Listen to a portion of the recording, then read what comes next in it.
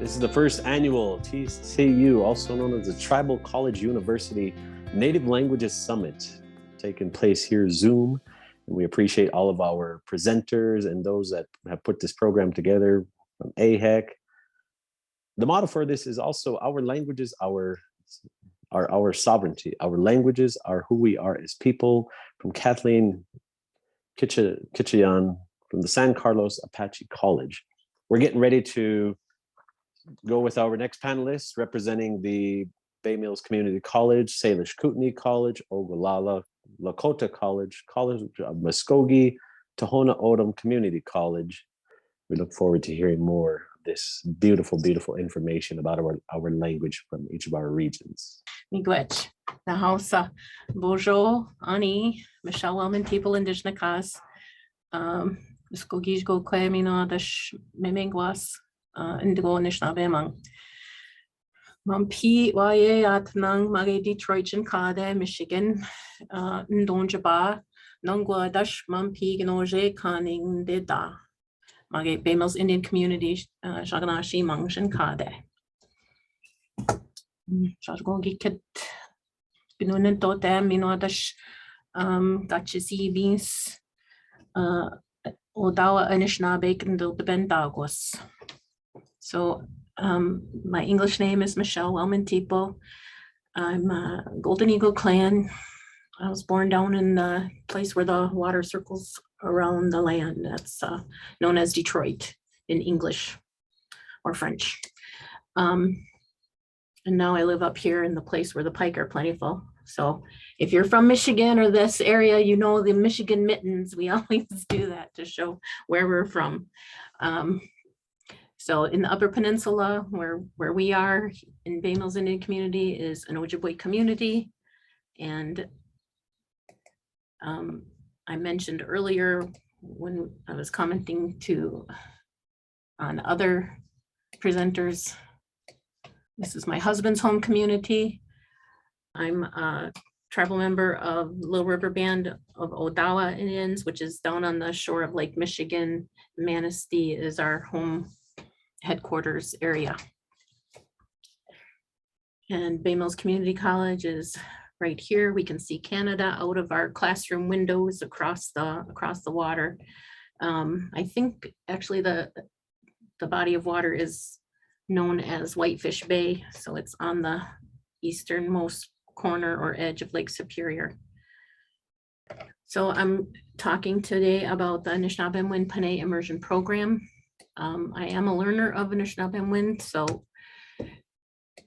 I originally started here at BMCC in the language instructor program because that was the only program being offered at the time. I went through that program, and even before I finished that program, I had started teaching at the high school over in Sault Ste. Marie, where we were living at the time. And that's where our children were born and raised, which is Sault Ste. Marie tribe is a offshoot of the Bay Mills Indian community, so another Ojibwe tribe. When I finished the language instructor program, I could talk about the language, but as far as understanding fluent speakers, if they were to try and converse with me or tell me a story or something, and all in Anishinaabemon, that was really difficult. My comprehension level was pretty low, and most of us who went through the language instructor program found it that was the case. So one of our instructors from that program, who also I mentioned earlier, we have imported all of our instructors from all of our instructors come from Manitoulin Island, so over to the east of us. So if you're familiar with dialects, I guess it would be considered the Eastern dialect of Anishinaabemon. She, working with a couple of our students that went through the language instructor program, decided to try an experiment in immersion style of teaching. And so she developed a couple of immersion classes, and it became a full-time program. And that was almost 19 years ago. It'll be 19 years in the fall. When it first started, it was just a 2-year program. You get a certificate. You got a certificate for going through the 2 years for fall and winter semesters. And then they realized that in order for us to fully comprehend Anishinaabemon, we needed several hours. According to the research they did, it was 2,000 hours of listening, which is what is estimated that a child needs to hear their first language before they fully comprehend. So they kept going back to the president of the college here and adding on more courses to give us more listening hours. And then it evolved into a 4-year program. And then it evolved into a year-round program, and now it's a 6-year year-round program. We've been adjusting some of the courses and some of the credits over the years, but that's what you can get here if you choose to attend our Anishinaabemon Pane Immersion program. So our style of immersion program, I think, is unique. Our teachers always stay in the language while they're doing instruction. We don't focus on grammar instruction or reading and writing. They just tell us stories for the most part, especially these last couple of years, because we've had to be primarily on Zoom. Our instructors live over on the Canadian side. So when the border shut down in March of 2020, they didn't get to come back over here until I think they came once last July and last December. So we've only seen them face to face twice since COVID struck. So our 2 primary instructors are Mabel Lewis Hill, and she was telling a story here in this picture about Australia. I think one of her sons went to Australia when he was going through a teacher education program. And so she learned about the indigenous people over there and shared a story about their way of life. That's the other thing that they've done to help us and them is each one of them have installed whiteboards in their homes. So you see they use cutout pictures that have been laminated, and then they use those whiteboards. They'll use props. They'll demonstrate how to do things. Occasionally they'll be at each other's homes. And so we've had some really rich lessons in bread making and sewing baby hats and different things like that, all through Zoom, with them explaining to each other how to do it. And then in this picture to the right is Shirley Recollet. She was retelling the story of A Dog's Journey. So that's the other thing that they'll do is they'll tell stories based on movies or books.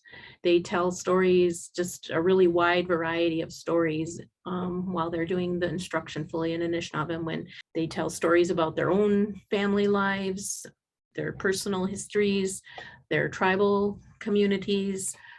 They tell, the Nanabojo, our trickster hero stories, giving us instructions on how to do things, how to make things, or explaining how to do and make things. We've learned some interesting things via that method of demonstrating and explaining and sharing recipes and lots of different things like that over the years. I'm trying to remember what else we were supposed to talk about. Really, I don't know, about all I can say about that. In my own learning journey, as I mentioned at the beginning, I started off in the language instructor program because it was the only program of its kind in this area for someone who wanted to learn Anishinaabemon. And then when the Pane program came around, the enrollment shifted to the Pane Immersion program. We had a lot of elders and adults who were trying to reawaken or reclaim Anishinaabemon. They might have heard the language when they were young. They just wanted to hear it again and be able to understand what was being said. And I think one of our presenters talked about wanting to be able to laugh at the jokes that were being told. And some of us wanted to be able to understand what was being said when our elders at gatherings were talking to the spirits and the creator.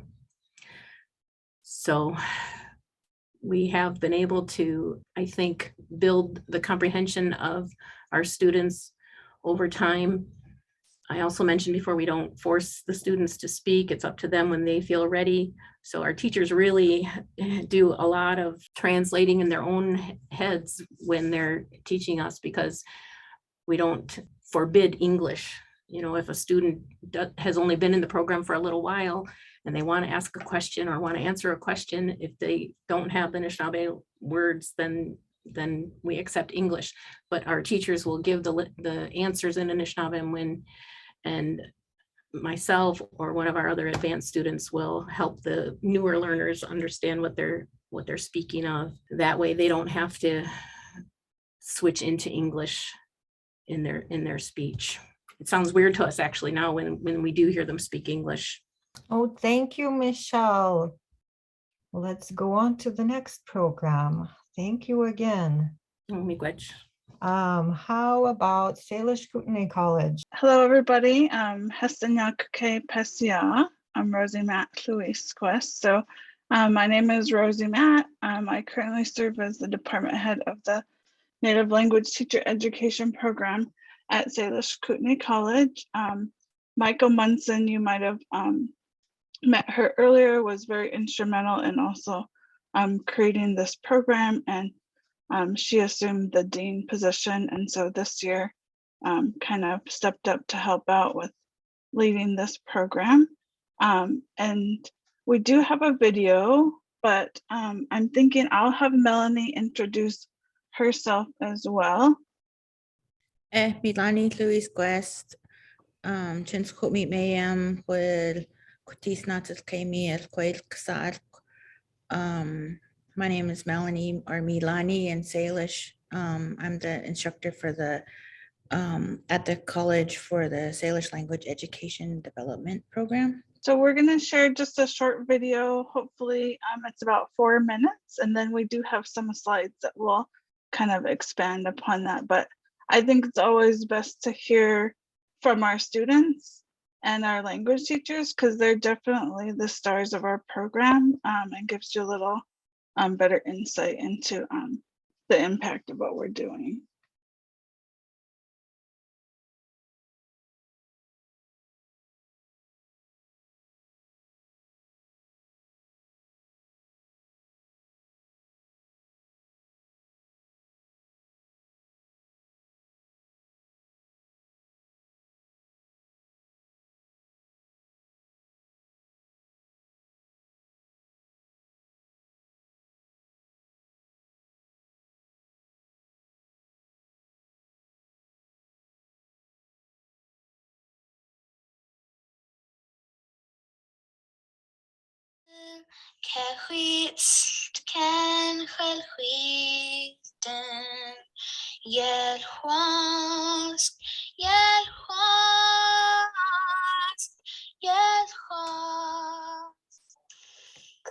Nawoshin Yepenin Kutnaksam Fulka and Fulfiltis Itsi Esia Kakutla.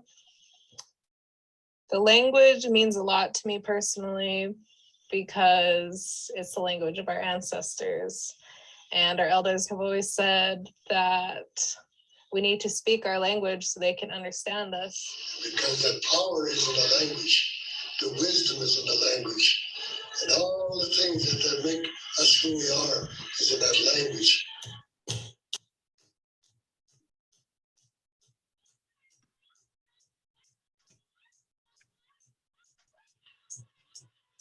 The Native Language Teacher Education Program was created to develop highly proficient Salish language teachers in coordination with Inkusum Salish Language School. Inkusum had certified teachers who lack the Salish language, and they had Salish language apprentices who lack the necessary skills to be effective in the classroom.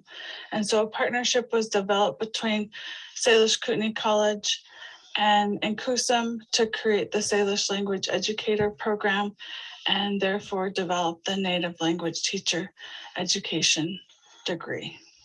There came a day when I wanted to pursue more education. There had to be something more that I could learn. What is more important than who we are as a people? What is more important than our history, our language, our culture, our tribal education? These are things that I wanted to learn. In Kuwilsh, reawakening language and culture to strengthen identity through education for our tribal communities. That 20 years is a generation, every 20 years. So I always to prepare and plan 20 years, one generation ahead, always, right now. You're always going through and to track that as you go through, and you're always preparing for a whole generation ahead. So 20 years from now is another generation. You know, that's when my daughter is 3 years old now. She'll be 23 in 20 years.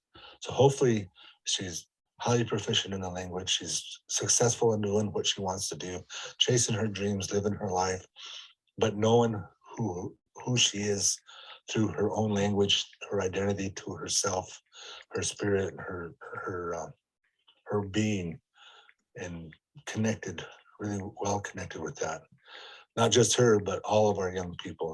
That's what we want to see. We want to see them to know their history, know their culture, know their ways, know their language, and to practice and to participate.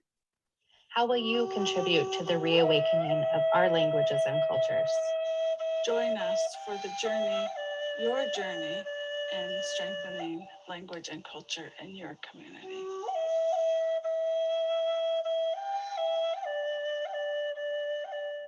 We had kind of an overall plan for on our reservation for our language. That included the Salish Cooney College and Usum Salish Language School and the Culture Committee.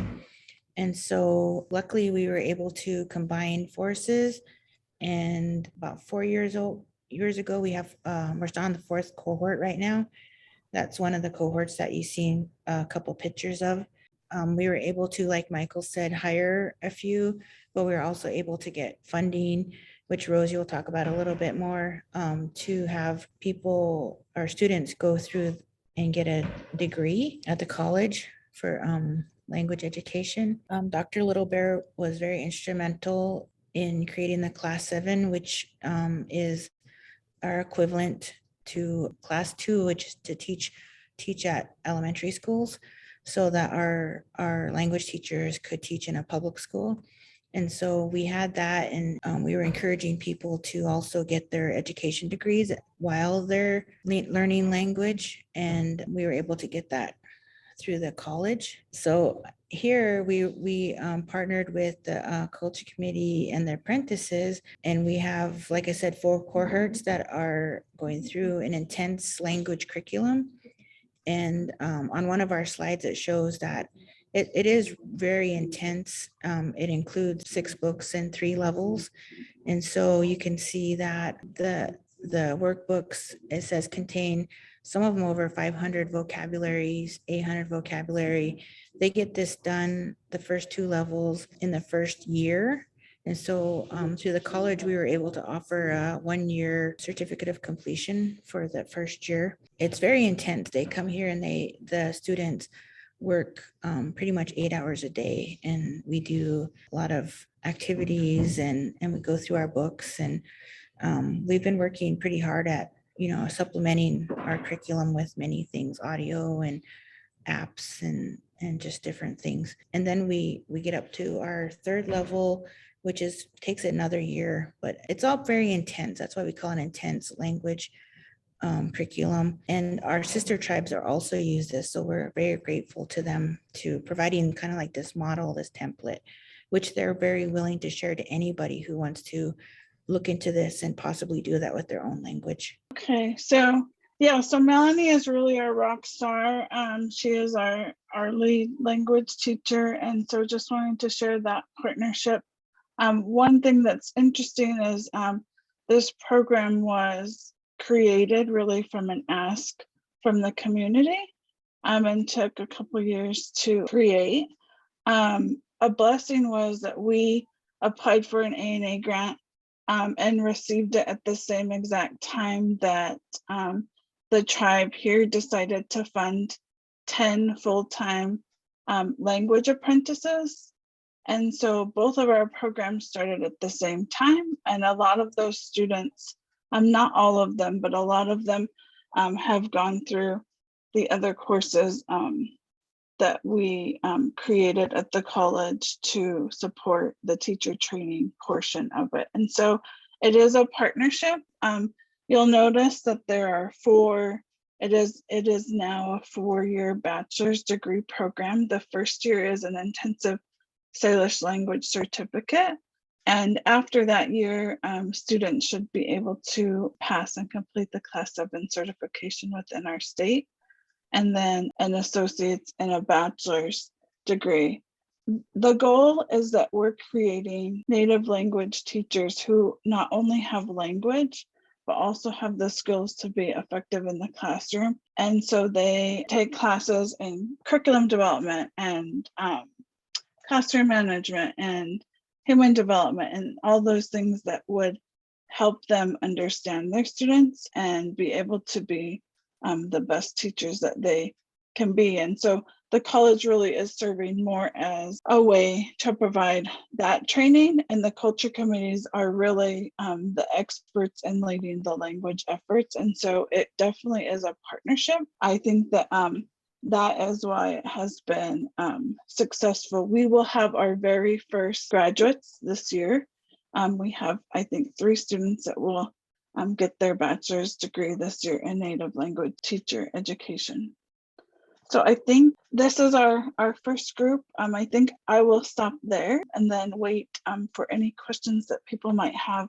I have a question. This is Lori Sunchild from Rocky Boy, Montana. Will all of the students who are coming out with a 4-year degree, will they be fluent speakers? I'm sure if you've been to many conferences, like we talk about how the word fluent is a little bit of a, sticky subject. So, but yeah, they'll be pretty proficient. Our apprentices are pretty bombarded, and we set a lot of goals for them throughout the curriculum. So they have written tests, oral tests, they have lots of presentations. When you get farther into the curriculum, we talk about we put things in cultural context. So they talk about the medicines, the clothing, like a whole range of topics. Then we listen to our elders.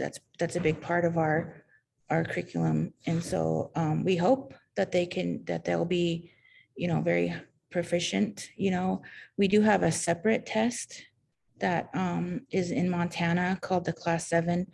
And so that's to actually certify you to teach, and you get a certificate. So that's another way that we assess where people are at. Okay, I was just wondering because we have a 2-year degree at Stone Child College for our Cree language, which is we're in our first year, and we also have language revitalization going on right now in the community with different programs. One is doing TPR, which is working very, very well, and we're probably going to come out of there with the 9 apprentices speaking proficiently within the year. I'm very well aware of the Class 7 certification process through the state of Montana, but at what point do we assess ourselves without having the Western modality in there? I mean, it's awesome that we listen to the elders, and it's awesome that we can spend 8 hours a day speaking and learning our language. That's the only way to do it. If you go a half hour a day for each class in the school, you're not going to learn it. There's just no way you can. It has to be consistent every day, 8 hours a day.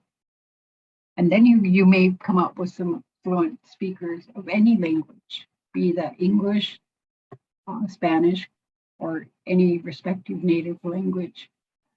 So that was my question to you. Now it's a 4-year degree, which is awesome. Here in Rocky Boy, we pay our Class 7 teachers as if they are a and they are certified through the state of Montana, teacher wages. They're not paid a different wage, a lower wage. They're paid at a teacher level with that Class 7 certification. And I hope it would be like that everywhere else, because we should value our language and we should value those who know it and teach it to our kids. Yep, absolutely. And I think that here it's really hard for people to say fluent.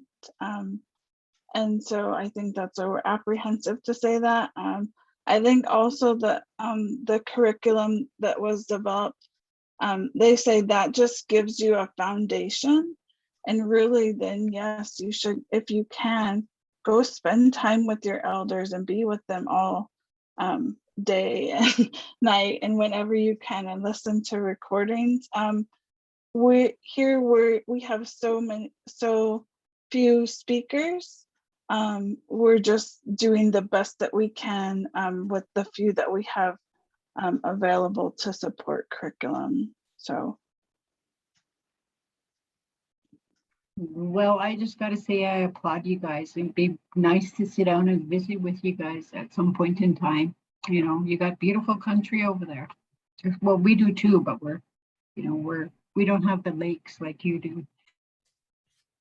Yes, absolutely. I think we hosted a group from there maybe about a year ago, but yeah, we'd love to host anybody, and we definitely are willing to partner and support each other. So thank you. The next college, let's go to Oglala Lakota College. Ohan tokea mitua ki Oglala kifte.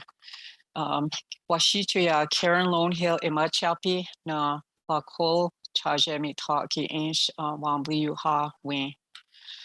On LL Oglala Lakota Owayawa Wankati LL wana waniet to Wikchemna Yamani some topa itachayam make out Lako wa unspewicha kiapiki he. Okay, I'd like to introduce myself. My English name is Karen Lone Hill, and my Lakota name is Wambli Uhawi. And I've been with Oglala Lakota College for 38 years. I'm completing my 38th year, and I've been the chair of the department for 34 years. And I was full-time faculty for the Lakota Studies department for 4. And I've had the opportunity to develop our program because I came in, very early. And when we were just starting to develop, our programs, our degrees and everything. And so I'd like to just go over very briefly, kind of a timeline. And I know for me, it's been a very long journey, and I've had many amazing experiences, and I've learned a lot throughout. And I haven't spoken to, a lot of people since the pandemic began, so I'm a little bit nervous here. I've been only in front of my classes over Zoom. Okay, my topic is just assessing Lakota language proficiency, and I'd like to thank all the presenters this morning and the panelists, and what you shared. And I was taking notes, and I kept thinking, oh yeah, it's like we have a lot in common, as we were in developing our language programs. And I've been through a lot of this, and I was thinking, oh yeah, we've been doing that and we've done that. And so anyway, so my topic is just assessing Lakota language proficiency, and I think a little bit came up on that, on assessing language. And I just wanted to maybe start with a timeline, and then I'll just fill in. And I have probably more slides than I should have, but I'll just go over them very quickly.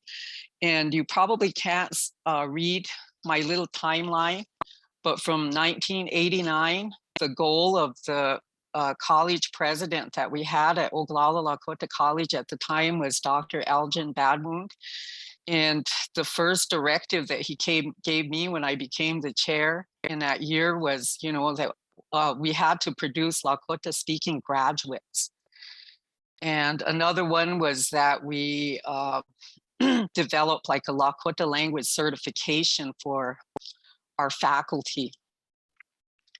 And so, so that was to me a very big task that he assigned me, and I thought, okay, I'll get on it. And then it took a long time, and I'll just go through all the years. And so I started, I made a trip to Pierre, I think it was right around just shortly after that in the early 1990s, and talked with the education department. And what we wanted was a state certified certificate, not only for our faculty, but also for because we don't need certification at the college level, but for our teachers and our own, our Lakota language instructors and, faculty members, and also whoever was going to be teaching the language. And so that was the first step.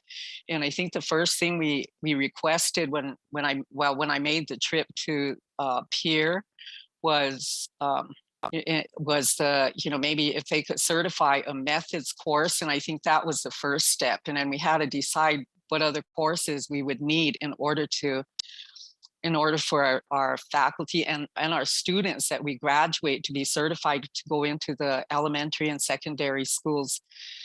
And so that one pretty much got done pretty quickly. But then the speaking, producing graduates who are speaking, that was another story I'll get to.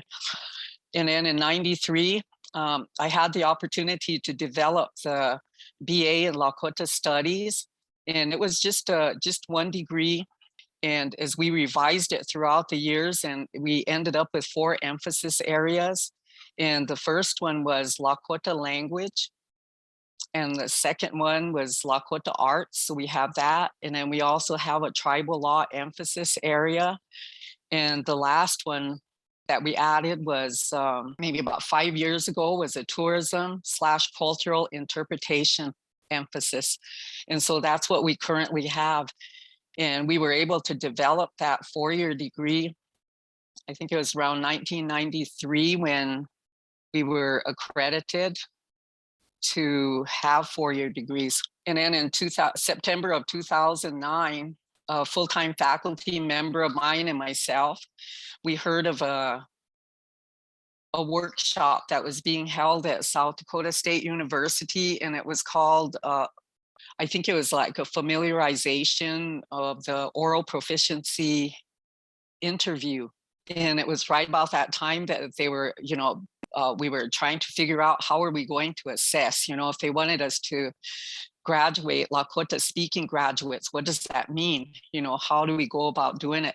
And so we decided to go check it out. So we went across the state. And when we came back, we shared it with our Lakota Language Advisory Board, and they felt it was a good idea that we adopt it, for use as an assessment for our department. And so that's what we started working on, and I'm leaving out a lot of things that happened in between. And then around 2000, then we had President Shortbu, who's still currently our president. And he was the one that talked about, maybe we would have a Lakota language initiative. And then that one was, giving incentives to faculty and staff to learn the language. And I know when I first started working for the college, in the 1980s, the tribe, I think they made they said Lakota language was to be the official language on the reservation. And so I think that's how it all started. And so the Lakota language initiative was developed and implemented. And then the oral proficiency assessment was a part of that. And so in 2001 was the first year that we offered oral proficiency interviews. And the language initiative and the OPIs were institutionalized. And so we still continue to do those today. And I know in order to conduct interviews, we had to go through a lot of training. And I'll get into that as we go along. And then I heard everybody talking about fluency and proficiency. And when we first started, and I'm getting into talking about the oral proficiency interview as an assessment. And the first thing that we learned in training was that, we throw these terms around, proficiency versus fluency. And then it was explained to us that proficiency is having the ability to create language in the target language, which is our native language, without having to interject vocabulary words from another language such as English. And what we were told was that when you interject vocabulary from another language, that's considered a linguistic breakdown. And in fluency, we can say a lot of people are fluent. Fluency is having the ability to speak comfortably and being able to carry on conversations daily in the target language. So that would be in our own native languages. And so that was the first thing that we learned from our training that we received, and I'll get into that. Okay, when we talk about assessment, up to that point, we didn't really have an assessment tool. And then I know we had, we developed our own teaching materials and we knew what our curriculum was. But we didn't, and then the only assessment we had was like maybe, like quizzes and tests, that's all. And we did keep track of all of that. When I finally decided that I would lead our department towards speaking, because, we were teaching students to read and write, but that was okay, because some of them picked up on it. They were able to, read material in the Lakota language and write in it. And so some of them were very proficient readers. I mean, they were good, but then they started telling me, well, I don't know what I read. I'm able to read it, but I really don't know. I don't understand what I read. And so I thought, well, we need to just focus on speaking, and if we were to produce speakers, this is the way we should go. And so the model that we use now to determine language proficiency levels of not only our students, but also the staff and faculty is under our Lakota Language Initiative, and where the training came from ACFEL, which is American Council on the Teaching of Foreign Languages, and it's the ACFEL speaking skills. And we still teach, reading and writing, but the main focus that we have is on speaking. And some of the proficiency guidelines from ACFEL, it outlines like 4 major levels that are divided into 10 sub-levels of oral proficiency. And it's presented and arranged in hierarchical order. And these guidelines describe oral language ability rating from superior to novice low. It's a valid and reliable testing method that measures how well a person speaks a language. And it's a standardized procedure for the global assessment of functional speaking ability. And it measures language production holistically by determining patterns of strengths and weaknesses. And how you arrive at that, in rating it is you get a sample of speech that is elicited by interviewer, and then it's rated in terms of the OPI proficiency levels. And it's just like visiting, asking questions. And it also assesses language proficiently. It assesses language proficiency in terms of the ability to use language effectively and appropriately in real life situations. And it doesn't address when, where, why, or the way in which the speaker has acquired their language. And it is not an achievement test assessing the acquisition of course curriculum content or a specific method of instruction. And it doesn't compare one's individual performance to others, but each individual performance to the assessment criteria. And I think why we were attracted to this model was, if you're going to be focusing on oral, on speaking, then it's, you would want to measure it in a different way, not just through writing. Okay, and then there's like 4 major levels. And there's novice, intermediate, advanced, and superior. And there are 10 sub-levels. And so the 3 lower ones, you know, there are 3 levels in each of the novice, intermediate, and advanced, which are low, mid, and high. What assessment criteria are used? Okay, the OPI is an integrative test, and it addresses a number of abilities simultaneously and looks at them from a global perspective rather than from the point of view of the presence or absence of any given linguistic feature. And linguistic components are viewed from the wider perspective of their contribution to overall speaking performance. And so it's just like what you produce. The interviewers listen to it, and you know, they don't listen to, you know, if you made a mistake or, you know, you didn't quite pronounce a word. If you're understood, then that's what we look at. Do I understand you? Are we able to carry on a conversation? Is kind of what this is. And then in evaluating a speech sample, the following criteria are considered: the functions or global tasks the interviewee performs, the social context and specific content areas in which the interviewee is able to perform them, and the accuracy.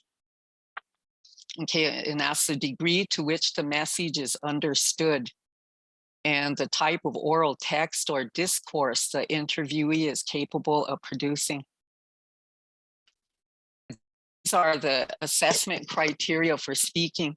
And what we did was, you know, we took all of this information from ACTFL and we met on it, and we had elders on our advisory board, and we still do. And so we just talked about it. And then there are some, and I'm thinking that probably all the native languages are the same. And I think one of them is they were teaching us that, you know, once you start questioning, asking open-ended questions, then if they answer, and if you ask, you know, and it kind of has to do with the present time, past, or future, then they had to, you know, the interviewee has to stay in that time context. And we talked about it and we said, you know, well, we don't have, you know, like our past and present are pretty much the same. And, you know, you can start out, and the only way that we know that it's in the past tense is like, just an example, like if I said, watching, you know, I'm hungry, but then if I, and that's present tense, so it can either be present or past. But then I would have to add a time to it. So I would say, he honey, lila watching. You know, this morning I was very hungry, because remember in English, you know, you have the past tense, usually add ed to it, and so we didn't have that in Lakota, and so we had to kind of modify, you know, adapt this assessment criteria that I have up here on the board. And then the novice, intermediate, advanced, and superior, and usually the first language Lakota speakers or the first language speakers are probably speaking at that superior level. And we were noticing that, you know, we were getting a lot of complaints that our students were not, I guess, progressing. And, you know, some of the high schools that say, well, our students learn the same materials. But the thing that they were missing is, well, you know, they must not have retained it, because when they came into college, you know, we do like a pre-test, and they were not quite at that level of what we expected them to be. So we would just repeat that. And then we found out that we're probably dealing with novice, and especially, and we had to realize that we are dealing with second language native speakers. You know, they're not first language learners anymore. So it's almost like starting at the very lowest level. And so these are the tasks and the context, content, accuracy, and text types that, you know, that they should be speaking at. And this is where they would be rated at. And so we know that individual words and phrases are at the lowest level. and intermediate, you can probably speak it, you can speak in sentences, in paragraphs, you can. And then this is, in carrying on a conversation, and it could be an everyday conversation, you just open up with an open-ended question, in your language and ask them, tell me about yourself, in your language. And if they understand that, then they'll start talking. And a lot of times, if they're higher level speakers, they won't stay at the novice level, they'd go up. They would start maybe telling you stories, and that would get you their advanced level speakers if they have that ability to do that. So this is what we use. And I remember that it still bothered me that, the first president that I worked under wanted me to produce speakers. And so that was a question I asked our trainer, how long does it take to get somebody who's a second language speaker to the top level? And he said, maybe 7 college semesters of being in a language class would probably get the student to novice high or intermediate low. And then that's when we realized that, if we wanted to produce speakers, we would have to go immersion. And then we did try, we tried everything, but I don't think I have that much time to get into that. And then, okay, so once we have our samples, and that could be videotaped or tape recorded, and then we sit down and we listen to it, and then according to the criteria, then we would rate that sample of where the student or our faculty are speaking at. And so once we receive that rateable sample, and then it's rated by finding the best match between the sample and the assessment criteria of that rating scale.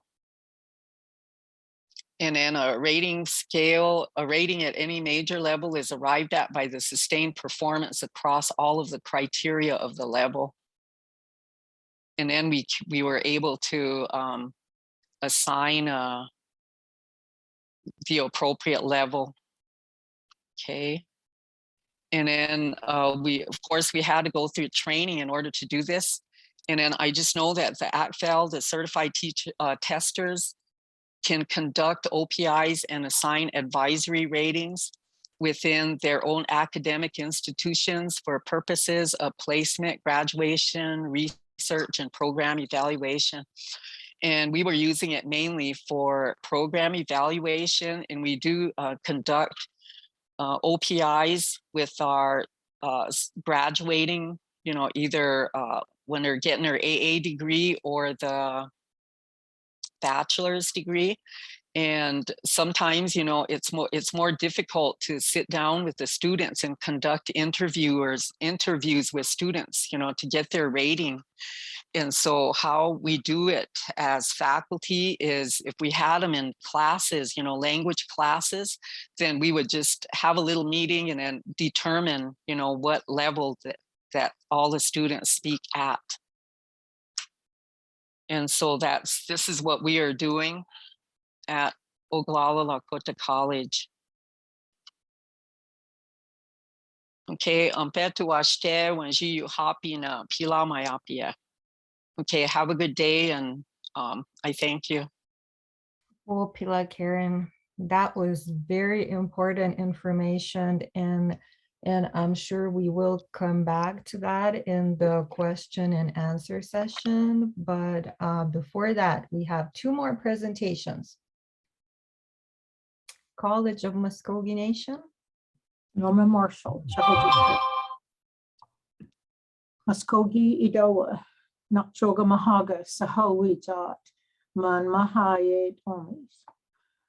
I am Norman Marshall, and I am an instructor for the Muskogee Idowa, which means the Muskogee Nation, Nakchoga Mahaga being the school that teaches the books, Sahawijat meaning higher learning. So we take our students into that journey beyond the mandatory public school setting into a tribal college classroom where we teach cultural skills as well as the academic skills that our students need for the associate degree. Native American Studies is my area.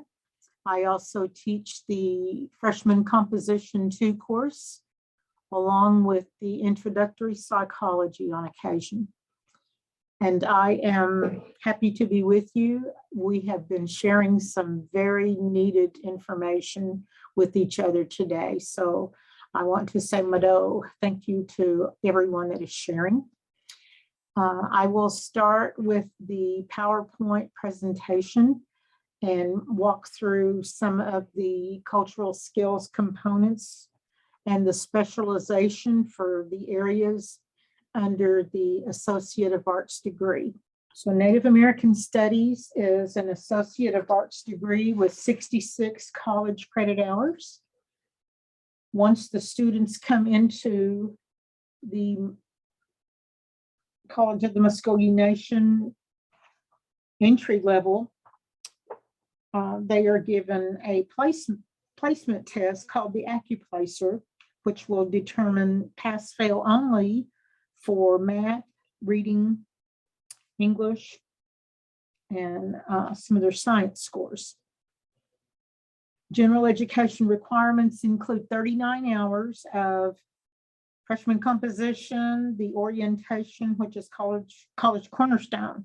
Then we give them the option for either business math based on the degree plan or college algebra. If our students plan to continue into the 4-year program, we encourage them to enroll in the college algebra.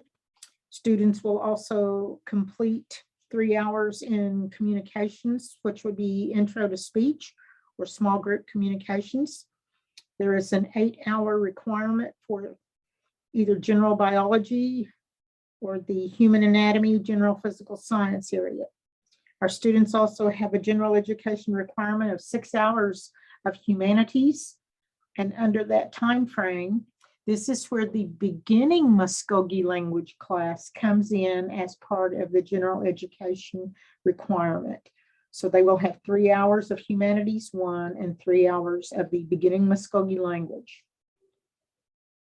And then they will go into the social science area for 9 hours, U.S. History 2, 1865 or since 1865. And then part of that social science block will be the introduction to psychology, along with U.S. government. And then they will complete a class in computer literacy for the 39-hour block on general education. Then our students go into the core courses, which would be a 12-hour block in Native American history, Indian land issues, Native American tribal government, and our tribal court systems. Then my students go into the specialization, and that is my next slide. So under Muskogee Language Studies, that one block will be 15 hours of specialization requirements. And since all of our students, whatever the degree, they will take the beginning Muskogee language. And so the specialization moves into intermediate Muskogee language, advanced Muskogee language, conversational Muskogee language. Then I have a practicum class called Muskogee Practicum Reading and Writing. My students will go into intensive reading of Muskogee documents. And then the second half of the semester, my students write a research paper in the Muskogee language. And this will be a bona fide research paper written in the Muskogee language. And the primary emphasis is on the use of the language as far as sentence structure and an appropriate context. And the last class for that specialization is called Muskogee Literacy Project. My students go into the communities. They go into sometimes the departments at our Capitol complex and work with certain certain areas and utilizing what they have learned and giving back to our people. That's what I like about our service learning. I want our students to learn how to give back what they have received in a positive way, in a good way. And I also mentioned to my students that this is another way that we honor our ancient ones, our ancestors. So they're ready to go into the communities, go into the, some of them set up things through the churches and chartered communities and teach the language to our people. And a lot of the first language speakers were not able to learn the reading and the writing process. So my students will carry that with them to teach them basic phrases, basic sentence structure, and basic use of words in proper context. The other specialization area under the Associate of Arts degree is Muskogee Studies, which does not have the emphasis that the Muskogee Language Studies has. This is more for the contemporary courses for some of our students that are going into possibly the private sector, going into business development and things of that nature. So under that, it would be intermediate Muskogee language, conversational Muskogee language, and then we have the history of the Muskogee people, where they learn everything before European contact, all the way through the forced removal into Indian territory. And we take the history to the mid to late 1970s, when we were able to elect our principal chief once again, rather than being appointed by the government. The contemporary Muskogee life takes up very modern lifestyle that our students can see. It's been a part of their lives.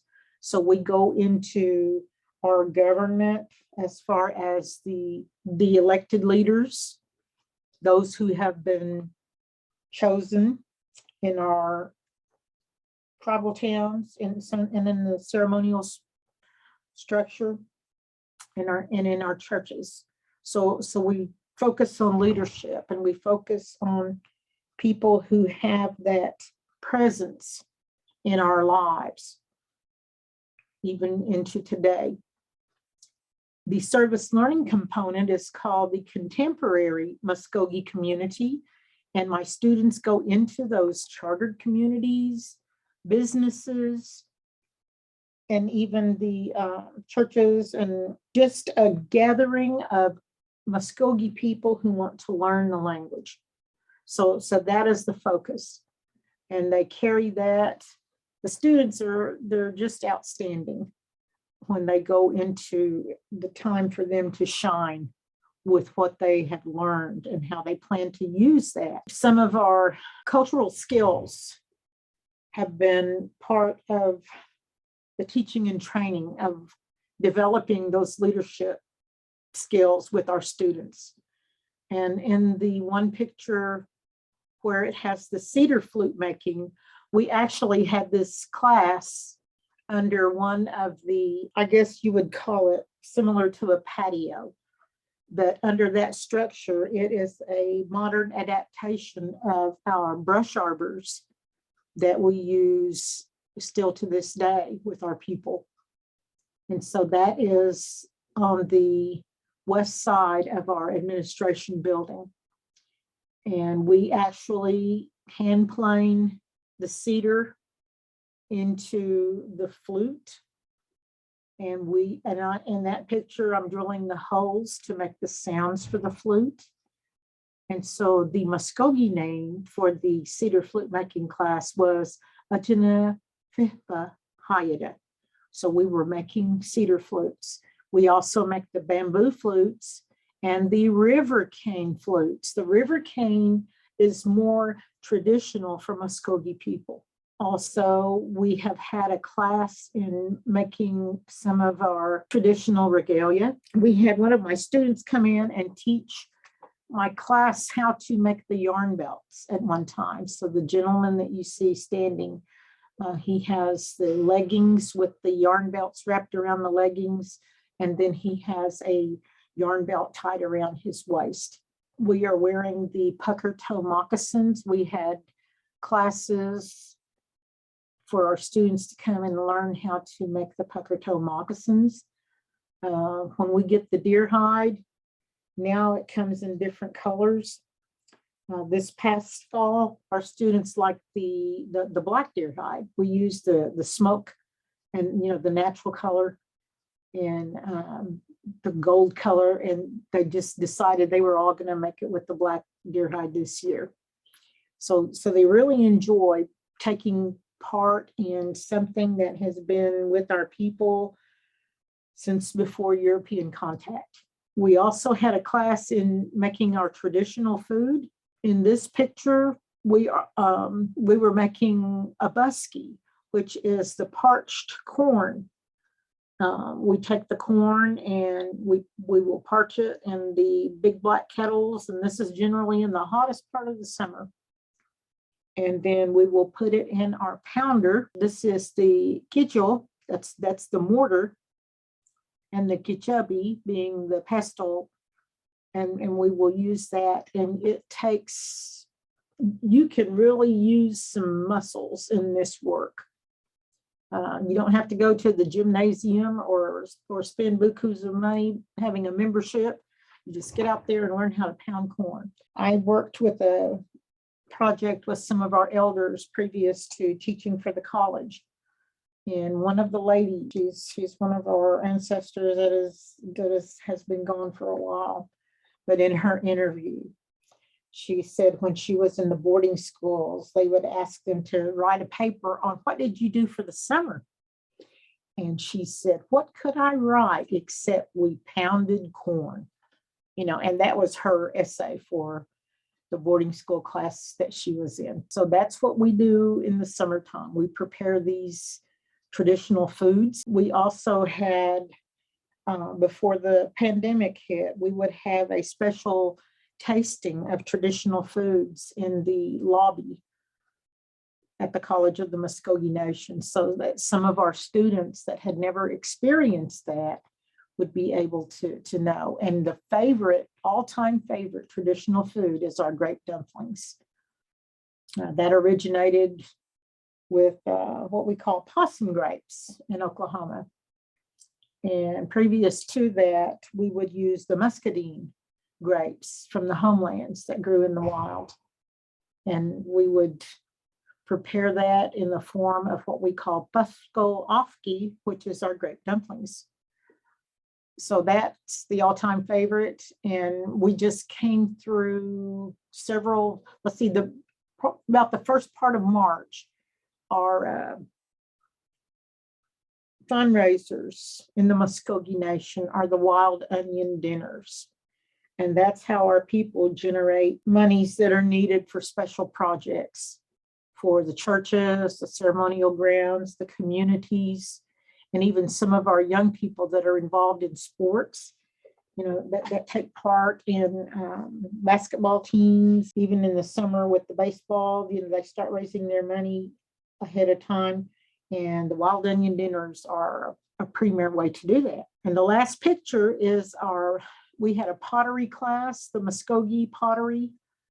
You see that in the background of part of my screenshot. The Muskogee Basketry is unique in the way that we have something called a double false braid using the river cane. And in that picture, you see the strips of the river cane. We harvest the river cane, we split the cane, we take the pulp out of the middle, and when we split the cane, that's what you see as similar to reeds in the basket making. And so that is a very intricate process. The Muskogee pottery class, we fired in a kiln just out the back door of the building where we were teaching the class. And we used very natural objects. Some of the unique pottery to Muskogee people would be what we call the fire carrier pot. And the fire carrier pot generally has little handles on the side where you would attach a leather strip. And when we have our green corn ceremony, which is our new year for Muskogee people, the coals of the new fire are put in those fire carrier pots and they are taken to the homes. So the husband would have one side, the wife would hold the other side, and they would carry the new coals from the new fire to their homes. That's time honored from even before European contact. Also, we made something called a softy bowl. Well, softy is our corn drink, and it is, my students call it an acquired taste. They like it when it's made fresh. Some of us that are very traditional, we like it a day or two, where it is allowed to take on a little bit of a sour taste. We call it kamoksi. Kamoksi being sour as in pickles. Toksi is our bread. Our sour corn bread is ajitaklet toksi. And if you have ever had Schlotzsky's, which is a fast food place, they use a sourdough bread. That's what our sour cornbread tastes like. So these things are all part of what I share with my students on traditional cooking. We have access to a recipe book that was prepared for a lady named Beulah Sims, and her grandson teaches for us here at the college in our natural resources program. And she allowed people to have access to time-honored recipes that had never been written down, because we just eyeball it. I don't know if you know that term or not, but sometimes they say, how do you make fry bread? You just eyeball it. You have to know a handful of this and a pinch of that and a dash of that. And that's how we would cook. We didn't have measuring spoons and measuring cups and things of that nature. So we just would prepare the mix and know by looking at your family how much you're going to have to cook. If you have two families coming in, you increase that. And we just learned how to increase just by looking at the number of people that we knew to feed. At times it was going to be over 100 to 300, depending on the gathering of our people. If it happened to be food that we were cooking for a funeral dinner, we knew to prepare for, sometimes up to 300 people, just based on how well known our families are. And so we teach those things to the students, the young men and the young women. We have a young man in my class now who is going into culinary arts for a degree, because he wants to become a chef and also incorporate our traditional foods into his business when he gets ready for the franchise. So coming from Native American studies, going into culinary arts to get ready for a business and incorporate what he knows in his culture as part of that business. So my students are just, I just can't talk enough about my students, because they are the ones that carry all of this information that we share. I have two women who teach the Muskogee language courses for me. As I talk about the certificate program, they have also come on board this semester. We went to the online certificate program in the fall of 2021. The young woman who teaches the beginning Muskogee language course for the certificate program, she also teaches an in-class beginning Muskogee language class, as well as the online beginning Muskogee language class. She's working on her elementary education teaching degree, and she also graduated from the College of the Muskogee Nation with an Associate of Arts in Muskogee in Native American Studies, and also earned the Muskogee Language Certificate at the same time that she completed the 66-hour program. The lady who teaches the intermediate Muskogee language class teaches an in-class intermediate Muskogee language course, as well as the online intermediate Muskogee language course as well. So both of these ladies are teaching 2 courses this semester as well as last semester. On the online certificate, I will also be teaching advanced Muskogee language and the conversational Muskogee language, along with the Muskogee practicum. And because of the course rotation, we don't offer them every semester. So there is a rotation of the courses. One semester I would teach the Muskogee practicum, reading and writing. And the next semester it will shift to the Muskogee practicum, new speakers practice. The students will give Muskogee speeches, which amount to about 3 minutes, 3 to 5 minutes is what I ask my students to prepare.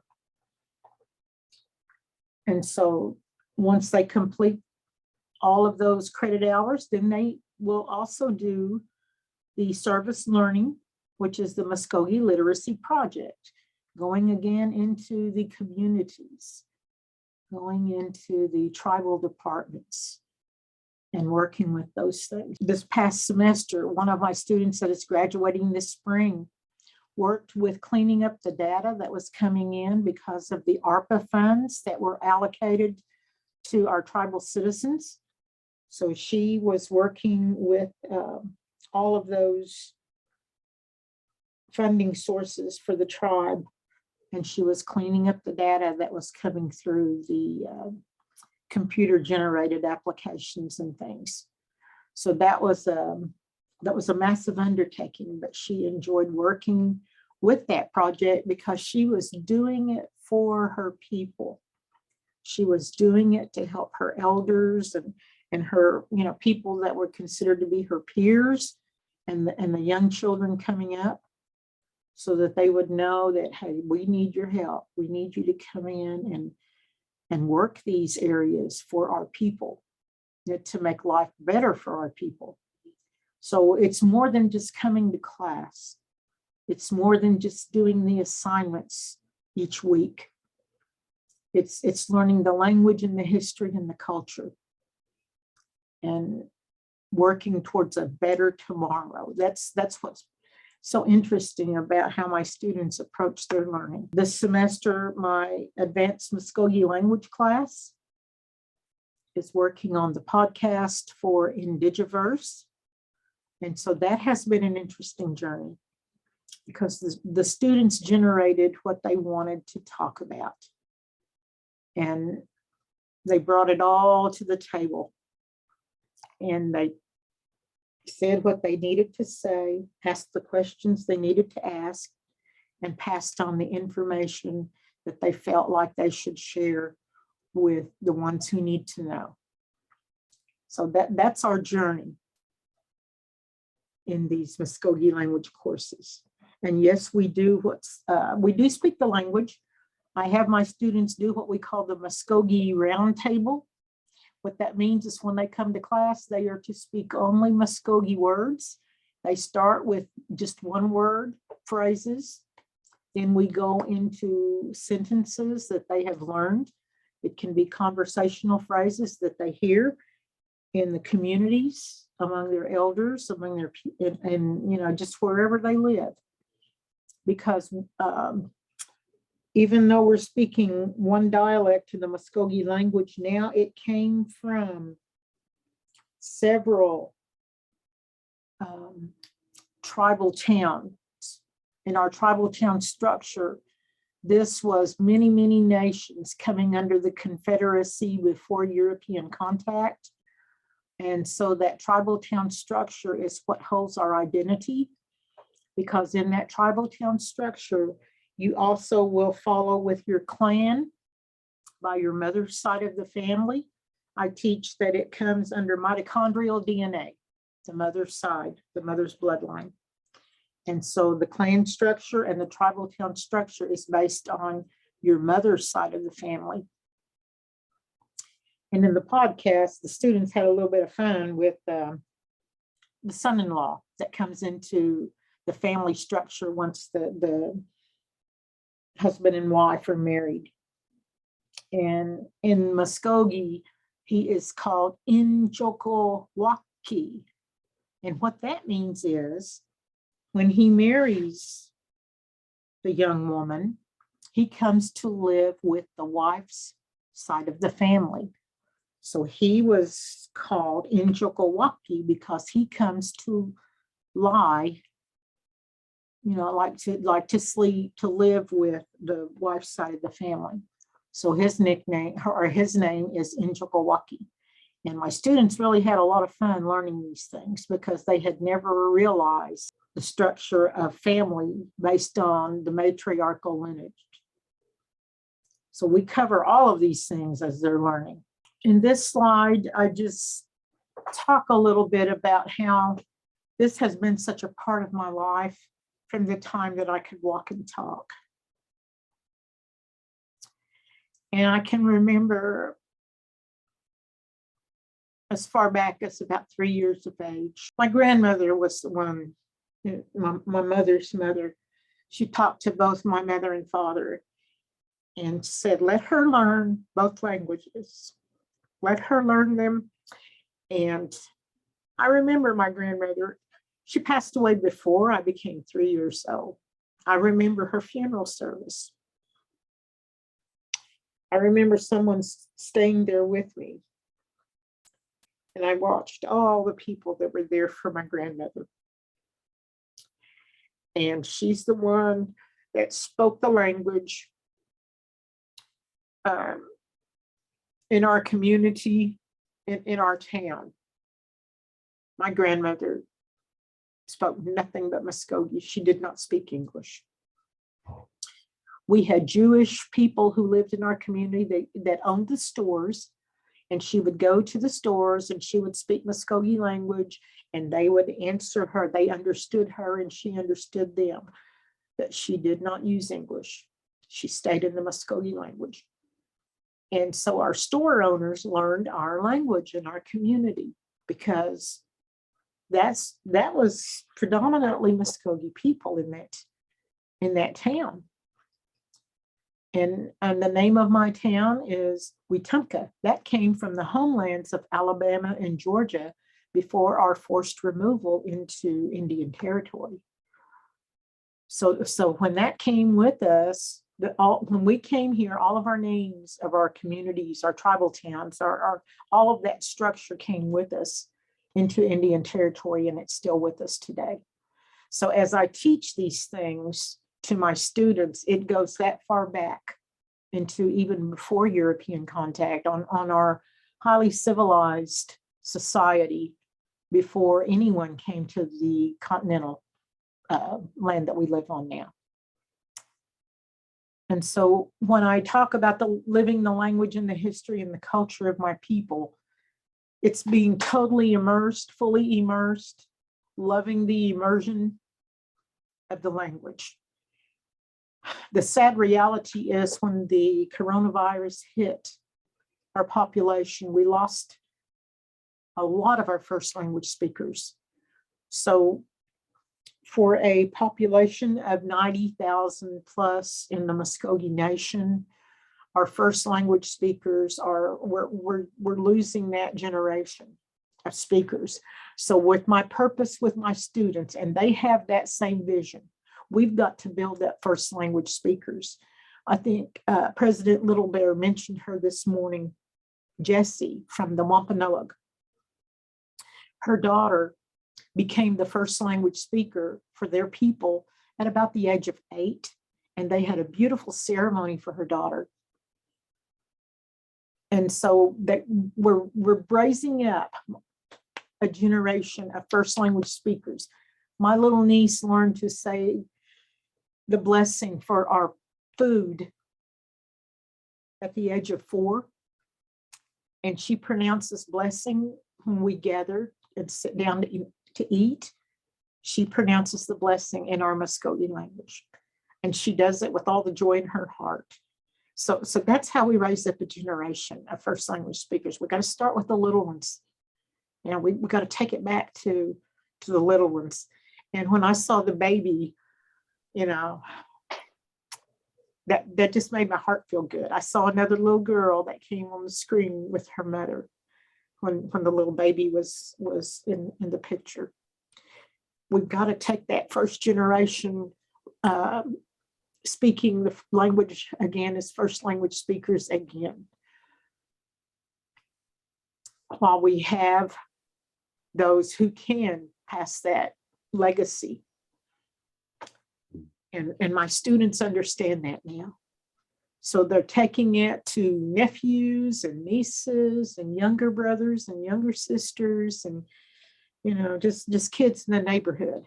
In my community, all the little ones, they knew to come because number one, we would have sandwiches and we would have cookies and they would come to eat, yes. Sometimes you have to feed them physical food and then you feed them the spiritual food. And so that's what we did with our children.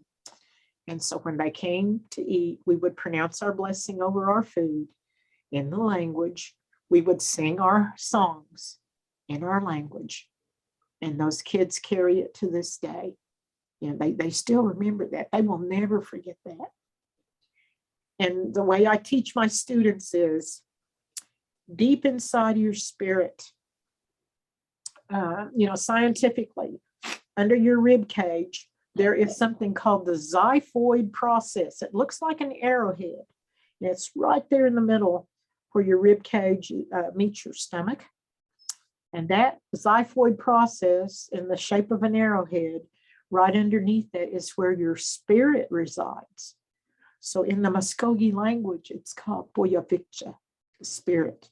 That's where your language, your culture, your history, your whole life is in your spirit. So when you're dealing with a balance of all of these things, it's your mind, your body, your spirit, all of those things come together as one. It's like a braid. When I explain that to my students, it's like a braid. And when you have a cord of 3, it is not easily broken. And so with those things, they go forth and they learn to teach and train others. We have one more, Odham Language Center. So good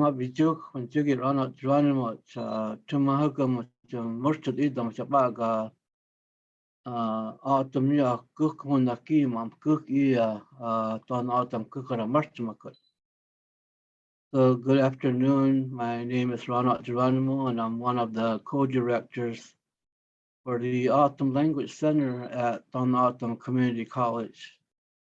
Leslie Luna, the other co-director, had a family emergency, so he won't be joining us today. The Language Center is located about 100 miles south of Phoenix or 50 miles west of Tucson. We are also about 25 miles from the international boundary between the United States and Mexico.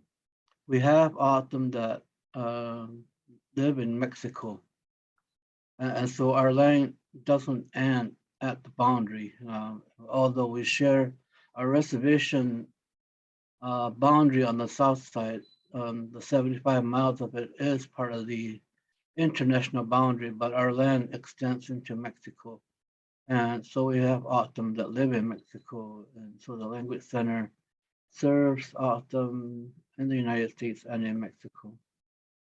We have about 34,000 members, and we still have a lot of speakers of the language. Most of them are adults and elders, and a lot of the children, the youth, they're still learning the language, but there's not enough to sustain it, into the future. So the Autumn Language Center was established by Don Autumn Community College, but we do receive support from the Don Autumn Nation And the Tohono O'odham Nation also recognizes the Language Center as the place where language work for the nation is to be done. The Language Center will be an actual physical building. We have, so it was established in 2019. So we're working on putting the, well, we've got the plans together, and now we're ready to start construction on the building. When it's completed, the building will have classrooms, study spaces, language labs, multimedia areas, recording studios, office space, meeting space, outside learning area / kitchen area, because food is a big part of the autumn culture. So whenever we do something, we have to involve food. And then also there's a lot of desert foods that we gather throughout the year. And you know, that those are things that we try to teach our students. And so we need a place to do that and process, you know, everything. So that will be part of the language center. And then also we have an archive in the building.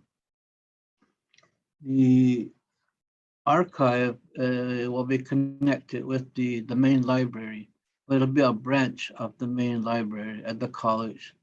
So if students are, you know, searching for something, they can go to the library website and then find the item and see if it's in the main library or if it's part of the language center.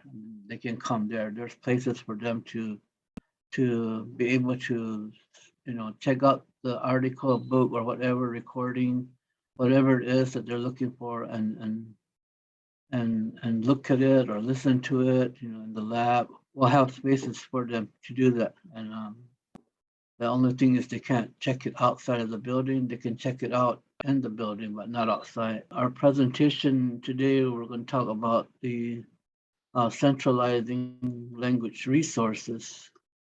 And one of the things, you know, how that's going to be done is through the archives. Right now, we are researching, looking everywhere where we can find autumn language resources and different archives, different museums, individuals who have worked on the language and have collected language resources, you know, for their own, and have them, you know, in their own homes, or even just families that have recording from their grandparents or VHS tapes, things like that, where we're checking, you know, we're looking for everything that's out there, and then we want to make them available at the language center, you know, through our archives. So we're bringing all the material there into the language center, because a lot of times now students and faculty and community members, you know, they have to go to these places to get out there, or even, you know, they have to buy it. You know, we want to do that work for them to purchase those, if they, you know, if you need to purchase them, and have them there at the archives in the language center, so that they don't need to go to California or Chicago or even to Tucson. You know, we'll have those available there at the language center. One of the things that we're working on right now is digital resources. When the pandemic hit, we had a lot of requests from the schools and faculty and the community members for resources that will be available online. And you know, although there was some resources there, we realized that we need a lot more. And so we're working to digitize some of the things that are already have been done, but they're not digitized. We've worked with, there are some readers that were developed, readers from K through 12, or even college level readers, autumn readers that were, you know, entirely written in the autumn language. We've been able to make copies of those, but we've also digitized them to make it easier to share, you know, with the schools and others, you know, things that recordings that might others might have. We work to digitize them, VHS tapes, old tapes. We're working to do that, and that can be done, in with the Language Center. Right now, while we're waiting for the building to be completed, we are storing materials in the library, and then when it's done, we can move them over into the archives. Another area that we're working on our oral history recording. We have a project going on right now. The nation is made up of 11 districts, and so we're working to get oral histories from the elders in each of the 11 districts. We've done a pilot project, 2 of the districts, and it went pretty well in collecting those stories. And since then, a lot of those elders have passed on. The districts that we worked with have been very grateful that we did this project with them. And so now we're working to do the same with the other districts, including the Autumn in Mexico, to work with them as well. They're facing the same challenges that we are in language. Their dominant language is Spanish, and here it's English. And so we're working on doing that, but not only in creating new oral histories, but working with other, example would be working with the Arizona State Museum, where they have a collection of autumn oral histories that have been there about 50 years now, and they haven't been made public or available because they weren't sure what was on there. They needed somebody to listen to them and to determine if any of those recordings need to be restricted or they have sensitive material. The other reason they didn't want to put them out there, and they're on very old reel tapes, and they didn't want to play them unless they were to be digitized. And so we worked with them. I received a grant to digitize the collection for them. We were able to get a copy of the whole recordings there, and now we're working to process those recordings, and they're part of the Doris Duke Oral History Collection, which that was done about 50 years ago, but recently the Doris Duke Foundation has provided funds to digitize and process those recordings.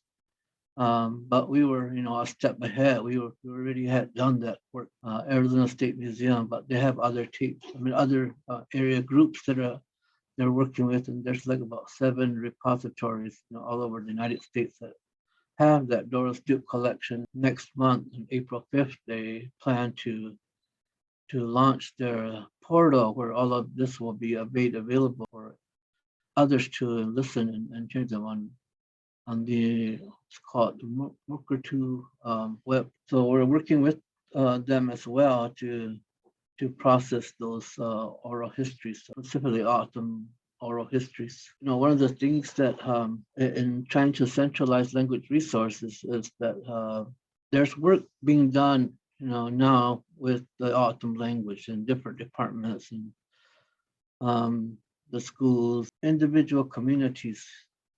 And they're all, the nation is a pretty big nation, the second largest in Arizona. So a lot of these work is being done in isolation, or they're scattered. And so we want to unify those efforts.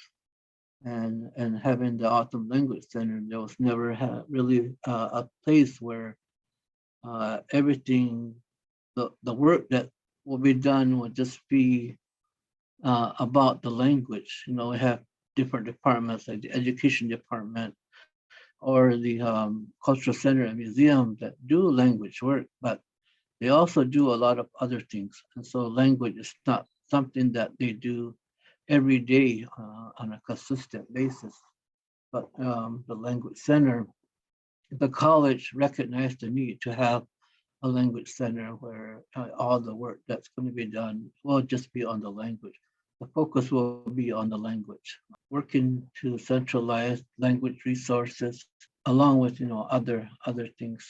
The benefits of doing that is the availability of resources in one place. As I said, there's a lot of resources that are available in different places right now, and we want to bring that here and have that here at the Language Center. And so, students are looking for something or they want to do research, faculty as well, or just community members, they can just come to the Language Center and we'll have those all here. Everything that's out there right now will be at the Language Center, and they don't have to go, anywhere else to find assistance. And they're networking with other groups that are working on the language. There are different groups that are doing language work, for the autumn language, but a lot of them are doing it set in isolation. And this will be a place that they could network with other and maybe share ideas and strategies and partnerships, work with each other to strengthen our language. It'll be a place for centralized support, different groups. Right now, we're working with the early childhood, the Thon Autumn Nation Early Childhood Program, and we're training some of their teachers that are fluent in the language. We're providing training to them to do immersion in their classrooms. Right now, they are doing some teaching of the language, but they want to move into immersion. And so we're working with them to provide training to their early childhood teachers. These are just some of the things that the Autumn Language Center is doing right now for the support of the learning the languages. There's a lot other things that we're doing, but these are just the ones that we want to highlight today. Thank you. Well, thank you so much for your great information that you shared with us.